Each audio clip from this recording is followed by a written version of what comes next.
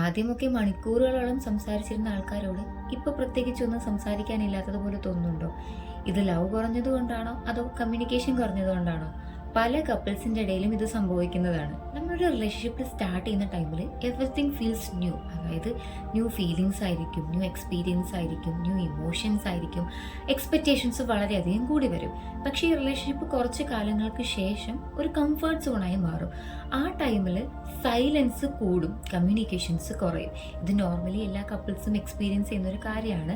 പക്ഷേ slowly communication കുറഞ്ഞു തുടങ്ങിയാൽ ആ റിലേഷൻഷിപ്പിൽ ഇമോഷണൽ ഡിസ്റ്റൻസ് വളരെയധികം കൂടും. ഇത് ഒരു 4 കാരണങ്ങൾ കൊണ്ടാണ് സംഭവിക്കുന്നത്. അതെന്താണെന്ന് വെച്ച് കഴിഞ്ഞാൽ, first one, assumption replace conversation. ഈ അസംഷൻ റീപ്ലേസ് കോൺവെർസേഷൻ എന്ന് പറഞ്ഞു കഴിഞ്ഞാൽ നമ്മളൊരു റിലേഷൻഷിപ്പിൽ സ്റ്റാർട്ടിങ് ടൈമിൽ എല്ലാ കാര്യങ്ങളും ഭയങ്കര ഡീപ്പായിട്ട് ചോദിക്കും. അതായത് ഇപ്പം എന്താ ചെയ്യുന്നേ, ഏതൊക്കെ ടൈപ്പ് ഓഫ് ഫുഡ്സാണ് ഇഷ്ടം, എന്തൊക്കെ ടൈപ്പ് ഓഫ് മൂവീസാണ് വാച്ച് ചെയ്യുക, എന്തൊക്കെയാണ് ഹോബീസ്, അങ്ങനെ കുഞ്ഞു കുഞ്ഞു കാര്യങ്ങൾ പോലും നമ്മൾ ഭയങ്കര ഡീപ്പായിട്ട് ചോദിക്കും. പക്ഷെ കുറച്ച് വർഷങ്ങൾക്ക് ശേഷം നമ്മൾ ഇങ്ങനത്തെ കോൺവെർസേഷൻ ഒന്നും ക്രിയേറ്റ് ചെയ്യില്ല, അല്ലെങ്കിൽ ഇങ്ങനെ നമ്മൾ ഭയങ്കര ഡീപ്പായിട്ടൊന്നും ചോദിക്കില്ല. അതേപോലെ തന്നെ ആദ്യം ഒപ്പീനിയനൊക്കെ ചോദിക്കും, പിന്നീട് അതായത് കുറച്ച് വർഷങ്ങൾക്ക് ശേഷമാകുമ്പോൾ നമ്മളെല്ലാം അണ്ടർസ്റ്റാൻഡ് ചെയ്യാൻ തുടങ്ങും. അതായത് അവർക്കിത് ഇഷ്ടമായിരിക്കത്തില്ല, അവരോട് ഇത് ചോദിച്ചിട്ട് പ്രത്യേകിച്ച് കാര്യമില്ല, അതിൽ പ്രത്യേകിച്ച് ഒപ്പീനിയൻ എടുക്കണ്ട, അങ്ങനെയെല്ലാം നമ്മളായിട്ട് തന്നെ ഡിസൈഡ് ചെയ്യും. ആക്ച്വലി ഇത് അണ്ടർസ്റ്റാൻഡിങ് അല്ല, അസംഷനാണ്. അത് നമ്മൾ തന്നെ അസ്യൂം ചെയ്തെടുക്കുന്നതാണ്. അപ്പോൾ കുറച്ച് വർഷങ്ങൾ കഴിയുമ്പോൾ ഈ റിലേഷൻഷിപ്പിൽ കമ്മ്യൂണിക്കേഷൻസ് ലെവൽ ഭയങ്കരമായിട്ട് കുറയും, അവർ തമ്മിലുള്ള ഡിസ്റ്റൻസ് ഭയങ്കരമായിട്ട് കൂടും. Then second one, emotional execution. Emotional execution എന്ന് പറഞ്ഞു കഴിഞ്ഞാൽ നമ്മുടെ ലൈഫ് റെസ്പോൺസിബിലിറ്റീസ് കൂടി വരുന്നതിനെയാണ്. അതായത് ജോബ് പ്രഷർ ഉണ്ടാവും, ഫാമിലി സർവൈവൽസ് ഉണ്ടാവും, അതുപോലെ ചിൽഡ്രൻസ്, അങ്ങനെ ഒരുപാട് കാര്യങ്ങൾ നമ്മൾ തിങ്ക് ചെയ്തുകൊണ്ടേയിരിക്കും. അത് നമ്മുടെ ഫുള്ളി റെസ്പോൺസിബിലിറ്റീസ് ഫുള്ളി ചേഞ്ച് ആയി. ആ ടൈമിൽ നമുക്കൊരു ഡീപ്പ് കോൺവെർസേഷൻ ചെയ്യാനുള്ളൊരു എനർജി ഉണ്ടാകത്തില്ല. ആ ടൈമിൽ നമ്മുടെ കോൺവെർസേഷനിൽ വരുന്ന ടോപ്പിക്സ് എന്ന് പറഞ്ഞു കഴിഞ്ഞാൽ EMI ബിൽസ്, കറണ്ട് ബിൽസ്, അതുപോലെ നമ്മുടെ ഡെയിലി വെജിറ്റബിൾസ് കാര്യങ്ങളൊക്കെ വാങ്ങുന്നതിൻ്റെ ആ ഒരു എക്സ്പെൻസ്, അങ്ങനെയുള്ള കാര്യങ്ങളൊക്കെ ആയിരിക്കും വരുന്നത്. അപ്പോൾ നമ്മൾ ഫുള്ളി റെസ്പോൺസിബിൾ ആയിട്ട് തിങ്ക് ചെയ്യുന്നത് കൊണ്ട് നമ്മുടെ കമ്മ്യൂണിക്കേഷൻസ് ലെവലും കാര്യങ്ങളൊക്കെ ഒന്ന് ചേഞ്ച് ആയി വരും. ആ ടൈമിൽ അത് റിലേഷൻഷിപ്പിനെ ഭയങ്കരമായിട്ട് ബാധിക്കും. Third one, unresolved heart. Unresolved heart എന്ന് പറഞ്ഞു കഴിഞ്ഞാൽ നമ്മൾ റിലേഷൻഷിപ്പിൽ ഒരു വഴക്കുണ്ടായിക്കൊണ്ടിരിക്കുമ്പോൾ ഒരാൾ സംസാരിച്ചുകൊണ്ടിരിക്കുന്ന ടൈമിൽ മറ്റേ ആൾ ഫുള്ളി സൈലൻസ് ആയിരിക്കും കീപ്പ് ചെയ്യുക. അപ്പോൾ ആ ടൈമിൽ നമ്മൾ വിചാരിക്കും, അവർ ഭയങ്കര അഹങ്കാരത്തിൽ നിൽക്കുകയാണ്, അല്ലെങ്കിൽ അവർക്കൊന്നും സംസാരിക്കാൻ താല്പര്യമില്ലാന്ന്. ബട്ട് ആക്ച്വലി അതുകൊണ്ടല്ല, അവർക്കത് വിഷമമായതുകൊണ്ടാണ് മിണ്ടാതിരിക്കുന്നത്, അത് സൈലൻസ് കീപ്പ് ചെയ്യുന്നത്. ബട്ട് ഓപ്പോസിറ്റ് നിൽക്കുന്ന പാർട്ട്ണർ വിചാരിക്കും അവർക്ക് എന്നോട് ദേഷ്യം ആയതുകൊണ്ടാണ് ഒന്നും മിണ്ടാത്തത്, അല്ലെങ്കിൽ പിന്നീടുള്ള കോൺവെർസേഷനൊക്കെ സൈലൻസ് കീപ്പ് ചെയ്യുന്നത് എന്നോടുള്ള ദേഷ്യം കൊണ്ടാണ് അല്ലെങ്കിൽ അഹങ്കാരം കൊണ്ടാണെന്ന് വിചാരിക്കും. ബട്ട് ആക്ച്വലി അവർക്കത് ഫീൽ ചെയ്തതുകൊണ്ടാണ് മിണ്ടാതിരിക്കുന്നത്. പിന്നെ ഒരു പോയിന്റ് കഴിയുമ്പോൾ റിപ്പീറ്റഡ് ആയിട്ടുള്ള വഴക്കുകൾ, അതായത് റിപ്പീറ്റഡ് ആയിട്ട് നമ്മൾ ഒരേ കാര്യത്തിന് തന്നെ വഴക്കുണ്ടാക്കിക്കൊണ്ടിരിക്കുമ്പോൾ അവരത് സ്റ്റോപ്പ് ചെയ്യും. അതായത് ഓൺ മൈൻഡിൽ തന്നെ വിചാരിക്കും ഇനി അവരോടത് പറഞ്ഞിട്ട് കാര്യമില്ല, എത്ര പറഞ്ഞു കഴിഞ്ഞാലും അവരത് തന്നെ ചെയ്തുകൊണ്ടിരിക്കത്തുള്ളൂ, സോ കോൺവെർസേഷൻ സ്റ്റോപ്പ് ചെയ്യുക, ഇനി അതിനെക്കുറിച്ച് പ്രത്യേകിച്ചൊന്നും സംസാരിക്കേണ്ടെന്ന് ഓൺ ആയിട്ട് തന്നെ ഡിസൈഡ് ചെയ്യും. അപ്പോൾ ഇങ്ങനൊരു സിറ്റുവേഷനിൽ, അതായത് റിപ്പീറ്റഡ് ആയിട്ട് ഒരു ഫൈറ്റ് വരുന്ന സമയത്ത് ഇവരുടെ കോൺവെർസേഷൻ നിർത്തും. അതായത് ഇനി പറഞ്ഞിട്ട് കാര്യമില്ല എന്ന് വിചാരിച്ചിട്ട് തന്നെ ആ കോൺവെർസേഷൻ സ്റ്റോപ്പ് ചെയ്യും, സൈലൻസ് മെയിൻറ്റെയിൻ ചെയ്യും. Last one, emotional safety lost. ഈ ഇമോഷണൽ സേഫ്റ്റി ലോസ്റ്റ് എന്ന് പറഞ്ഞു കഴിഞ്ഞാൽ നമ്മളൊരു റിലേഷൻഷിപ്പിൽ ക്രിറ്റിസിസം കൂടിക്കഴിഞ്ഞ് കഴിഞ്ഞാൽ ആ റിലേഷൻഷിപ്പിലെ ബോണ്ടിങ്ങും കുറഞ്ഞുകൊണ്ടിരിക്കും. അതായത് നിനക്ക് പറഞ്ഞാൽ മനസ്സിലാവില്ല, നീ എപ്പോഴും ഇങ്ങനെ തന്നെയാണ്, നീ എപ്പോഴും ഇങ്ങനെ തന്നെ ബിഹേവ് ചെയ്യുക, എന്നെ ഒന്ന് അണ്ടർസ്റ്റാൻഡ് ചെയ്തോടെ, ഇങ്ങനെ എപ്പോഴും നമ്മൾ ക്രിട്ടിസൈസ് ചെയ്തുകൊണ്ടേയിരിക്കും. അതേപോലെ തന്നെ അവരെന്തെങ്കിലും ഒന്ന് പറയാൻ വരുമ്പോഴോ അല്ലെങ്കിൽ എന്തെങ്കിലും ഒന്ന് ചെയ്യാൻ വരുമ്പോഴോ നമ്മൾ പ്രീ ജഡ്ജ്മെൻറ്റ് ചെയ്യും. അതായത് നീ അങ്ങനെ തന്നെ ചെയ്യത്തുള്ളൂ, എനിക്കത് അറിയാം, അങ്ങനെ എപ്പോഴും ജഡ്ജ്മെൻറ്റിൽ ചെയ്തുകൊണ്ടിരുന്നാൽ ചിലപ്പോൾ അവർ അറിഞ്ഞിട്ടുണ്ടാവില്ല, അറിയാതെ ബൈ മിസ്റ്റേക്കിലി ചെയ്തതായിരിക്കും. ബട്ട് എന്നാലും അവർ മനഃപൂർവ്വം ചെയ്തതാണെന്ന് പറഞ്ഞ് നമ്മൾ പ്രെജുഡൈസ് ചെയ്ത് സംസാരിക്കുമ്പോൾ അവർക്ക് ആ ഡിസ്റ്റൻസ് കൂടിക്കൊണ്ടുവരും. അതായത് ആ ഓപ്പോസിറ്റ് നിൽക്കുന്ന പാർട്ട്ണറിനോടുള്ള ഡിസ്റ്റൻസ്, ഇമോഷണലി ഉള്ള കണക്ഷൻസും കാര്യങ്ങളൊക്കെ കുറഞ്ഞു വരും. അവിടെയും സൈലൻസ് ആയിരിക്കും മെയിൻറ്റെയിൻ ചെയ്യുന്നത്.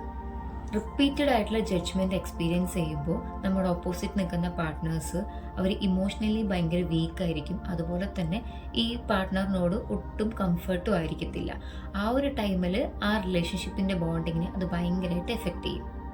People only open up where they feel safe. അതായത് അവരെവിടെയാണോ സേഫ് ആണെന്ന് തോന്നുന്നത് അവിടെ മാത്രമേ അവരുടെ കാര്യങ്ങൾ അവർ ഷെയർ ചെയ്യത്തുള്ളൂ, ഇമോഷൻസ് അവർ ഷെയർ ചെയ്യത്തുള്ളൂ. ഇപ്പോൾ നമ്മുടെ പാർട്ട്ണർ ജഡ്ജ്മെൻ്റലായിട്ടാണ് നമ്മളെ കാണുന്നത്, അതായത് നമ്മൾ എന്തെങ്കിലും ഒരു മിസ്റ്റേക്ക് ചെയ്തത് നീ അങ്ങനെ ചെയ്യുള്ളൂ എന്ന് ജഡ്ജ് ചെയ്ത് സംസാരിക്കുകയാണെങ്കിൽ നമുക്ക് അവിടെ ഒരു കംഫർട്ട് സോൺ കിട്ടത്തില്ല, നമുക്കൊരു കാര്യം കംഫർട്ടബിൾ ആയിട്ട് പറയാൻ പറ്റത്തില്ല. ബട്ട് അതേ ടൈമിൽ തന്നെ ഇറ്റ്സ് ഓക്കെ, നമുക്ക് നോക്കാം, വേറൊരു ടൈമിൽ നമുക്കത് ചേഞ്ച് ചെയ്യാം. അങ്ങനെ എന്തെങ്കിലും ഒരു കംഫർട്ട് ആയിട്ടുള്ള ഒരു വേർഡ്സ് നമുക്ക് അവിടെ നിന്ന് കിട്ടുകയാണെങ്കിൽ, അല്ലെങ്കിൽ ഇമോഷണൽ സപ്പോർട്ട് അവിടെ കിട്ടുകയാണെന്നുണ്ടെങ്കിൽ അവിടെ ആയിരിക്കും നമ്മൾ എല്ലാ കാര്യങ്ങളും പോയി ഷെയർ ചെയ്യുന്നത്. സോ നിങ്ങളുടെ പാർട്ട്ണറോ അല്ലെങ്കിൽ ഫ്രണ്ട്സോ ആരെങ്കിലും വന്ന് എന്തെങ്കിലും അവർക്ക് പറ്റിയൊരു നെഗറ്റീവ് അല്ലെങ്കിൽ എന്തെങ്കിലും ഒരു മിസ്റ്റേക്ക് സംസാരിക്കുകയാണെന്നുണ്ടെങ്കിൽ മാക്സിമം പ്രജുഡൈസ് ചെയ്യരുത്, അതായത് പ്രീ ജഡ്ജ്മെന്റ് ചെയ്യരുത്, അവരെ അണ്ടർസ്റ്റാൻഡ് ചെയ്ത് ഒരു സപ്പോർട്ടിങ് വേർഡ്സ് കൊടുക്കുക. നമ്മളൊരു റിലേഷൻഷിപ്പ് സ്റ്റാർട്ട് ചെയ്ത് കഴിഞ്ഞ് കുറച്ച് കാലങ്ങൾ കഴിയുമ്പോൾ നമ്മുടെ ബ്രെയിനിലേക്ക് നമ്മളൊരു മെസ്സേജ് സ്റ്റോർ ചെയ്യും. അതായത് നമ്മൾ ഓപ്പോസിറ്റ് നിൽക്കുന്ന വ്യക്തി നമ്മളെ വിട്ടിട്ട് പോവില്ല, ഇവരെവിടെ പോകാനാണ്, എപ്പോഴും നമ്മുടെ കൂടെ തന്നെ ഉണ്ടാവും. ഈ ഒരു മെസ്സേജ് പാസിങ് ഭയങ്കര ഡേഞ്ചറാണ്. ബിക്കോസ് നമ്മൾ ആ റിലേഷൻഷിപ്പിൽ കൊടുക്കുന്ന എഫേർട്സ് ഫുള്ളി കുറയും. അത് അവർക്ക് കൊടുക്കേണ്ട അറ്റൻഷൻ നമ്മൾ കൊടുക്കില്ല, പ്രയോറിറ്റീസ് കൊടുക്കത്തില്ല, കമ്മ്യൂണിക്കേഷൻ മെയിൻറ്റെയിൻ ചെയ്യില്ല, ഒരു ഇമോഷണൽ കണക്ഷൻസ് മെയിൻറ്റെയിൻ ചെയ്യില്ല. ഇവരെ നമുക്ക് ഇഷ്ടമാണ്, പക്ഷേ എന്താണ് നമ്മുടെ മൈൻഡിൽ സ്റ്റോർ ചെയ്തിരിക്കുന്നത്, നമ്മൾ എന്തൊക്കെ ചെയ്ത് കഴിഞ്ഞാലും ഈ ഓപ്പോസിറ്റ് നിൽക്കുന്ന വ്യക്തി നമ്മളെ വിട്ടിട്ട് പോവില്ല. സോ ഈ ഒരു മെസ്സേജ് കൊടുക്കുന്നത് നമ്മുടെ റിലേഷൻഷിപ്പിന് ഭയങ്കര നെഗറ്റീവായിട്ടായിരിക്കും എഫക്റ്റ് ചെയ്യുക. കാരണം ഓപ്പോസിറ്റ് നിൽക്കുന്ന വ്യക്തിക്ക് നിങ്ങൾ കൊടുത്തിരിക്കുന്ന മെസ്സേജ് അറിയത്തില്ല. സോ അവർ വിചാരിക്കുന്നത് ഈ റിലേഷൻഷിപ്പിൽ നിങ്ങൾ കെയർലെസ് ആണെന്നാണ്. ആ സമയത്ത് അവർ നിങ്ങളെ ഇട്ടിട്ട് പോകാൻ അല്ലെങ്കിൽ ബ്രേക്കപ്പ് ചെയ്യാനോ ഉള്ള ചാൻസസ് വളരെയധികം കൂടുതലാണ്. ആ സൊല്യൂഷൻ പാർട്ട് എന്താണെന്ന് വെച്ചാൽ, അതായത് നമ്മുടെ റിലേഷൻഷിപ്പിൽ സ്റ്റോപ്പ് ആയി പോയ കമ്മ്യൂണിക്കേഷൻ കൂട്ടാനുള്ള ട്രിക്സ് എന്താണെന്ന് വെച്ച് കഴിഞ്ഞാൽ, ഒരു 15 to 20 മിനിറ്റ്സ് ആ പാർട്ട്ണറോട് സംസാരിക്കാം. ഇപ്പോൾ നമ്മൾ ഡയറക്റ്റ് വിസിറ്റ് ചെയ്ത് സംസാരിക്കുന്ന പാർട്ട്ണർ ആണെന്നുണ്ടെങ്കിൽ ആ ടൈമിൽ നമ്മൾ ഫോൺ യൂസ് ചെയ്യാതെ ഡയറക്റ്റ് കമ്മ്യൂണിക്കേറ്റ് ചെയ്യുക. ചില ആൾക്കാർ ചാറ്റ് ചെയ്തുകൊണ്ട് തന്നെ അടുത്തിരിക്കുന്ന ആൾക്കാരോട് സംസാരിക്കും, അത് അവർക്ക് ഭയങ്കരമായിട്ട് ഡിസപ്പോയിൻ്റ് ആയിരിക്കും. ആ ടൈമിൽ direct face to face conversation maintain ചെയ്യുക. ഇപ്പോൾ ഫോണിലൂടെ സംസാരിക്കുന്ന പാർട്ട്ണർ ആണെന്നുണ്ടെങ്കിൽ ചെറിയൊരു കമ്മ്യൂണിക്കേഷൻ സ്റ്റാർട്ട് ചെയ്യുക, ഒരു സ്മോൾ ടോപ്പിക് ഇട്ടിട്ട് ആ കമ്മ്യൂണിക്കേഷൻ കണ്ടിന്യൂ ചെയ്യുന്നതാണ്. ഫോർ എക്സാമ്പിൾ, ഇന്ന് എങ്ങനെയുണ്ടായിരുന്നു, വർക്കിലാണെങ്കിൽ ആ വർക്ക് എങ്ങനെയുണ്ടായിരുന്നു, സ്കൂളിലാണെന്നുണ്ടെങ്കിൽ എങ്ങനെയുണ്ടായിരുന്നു, ആ ഒരു ചെറിയൊരു കാര്യങ്ങൾ വെച്ച് സ്റ്റാർട്ട് ചെയ്യാം. അതേപോലെ തന്നെ ഏതെങ്കിലും ഒരു പാർട്ട്ണർ ഫസ്റ്റ് ഇനീഷ്യേറ്റ് ചെയ്യുക, അതായത് രണ്ടുപേരും ഓപ്പോസിറ്റ് നിന്നിട്ട് അവർ തുടങ്ങട്ടെ ഇവർ തുടങ്ങട്ടെ അത് പറയാതെ ഏതെങ്കിലും ഒരു പാർട്ട്ണർ ഇനീഷ്യേറ്റ് ചെയ്യാവുന്നതാണ്.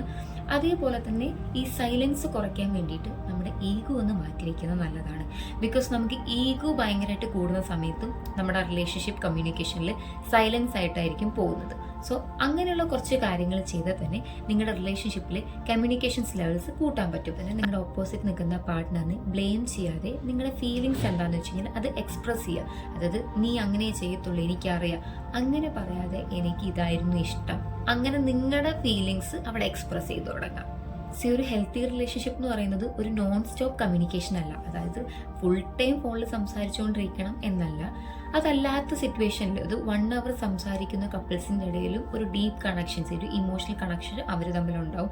ബിക്കോസ് ഈ 1 hour അവർക്ക് പറയാനുള്ള എല്ലാ കാര്യങ്ങളും ഉണ്ടാവും. അത് ഇമോഷണലി കണക്റ്റഡ് ആയിട്ടായിരിക്കും അവർ സംസാരിക്കുന്നത്. ചില കപ്പിൾസ് ഒരു 4-5 hours ഒക്കെ കണ്ടിന്യൂസ് ആയിട്ട് സംസാരിക്കുന്നുണ്ടാവും. ബട്ട് അവരുടെ കമ്മ്യൂണിക്കേഷൻസിൽ ഒരു 10 to 20 minutes ആയിരിക്കും ഒരു ഡീപ്പ് കമ്മ്യൂണിക്കേഷൻ ഉണ്ടാവുക. ബാക്കി ഫുള്ള് പിന്നെന്താ, വേറെന്താ, അല്ലെങ്കിൽ ആർക്കെങ്കിലും വേണ്ടി ആരുടെങ്കിലും കാര്യങ്ങളൊക്കെ ചോദിക്കുന്നതായിരിക്കും. ഒരു ഹെൽത്തി റിലേഷൻഷിപ്പ് എന്ന് പറയുന്നത് നോൺ സ്റ്റോപ്പ് കമ്മ്യൂണിക്കേഷൻ അല്ല, കുറച്ച് ടൈം, അതായത് 20-30 minutes മതി അവരുടെ ഫുൾ കാര്യങ്ങളും ഷെയർ ചെയ്യുന്ന കാര്യങ്ങൾ ഭയങ്കര ഡീപ്പായിട്ട് ഇമോഷണലി കണക്റ്റഡ് ആയിട്ട് ഷെയർ ചെയ്യാം. ഈ വീഡിയോ നിങ്ങൾക്ക് ഇഷ്ടപ്പെട്ടെങ്കിൽ ലൈക്ക് ചെയ്ത് സപ്പോർട്ട് ചെയ്യണേ. കൂടുതൽ സൈക്കോളജി റിലേറ്റഡ് വീഡിയോസിനായിട്ട് ചാനൽ ഒന്ന് സബ്സ്ക്രൈബ് സപ്പോർട്ട് ചെയ്യാം. Thank you.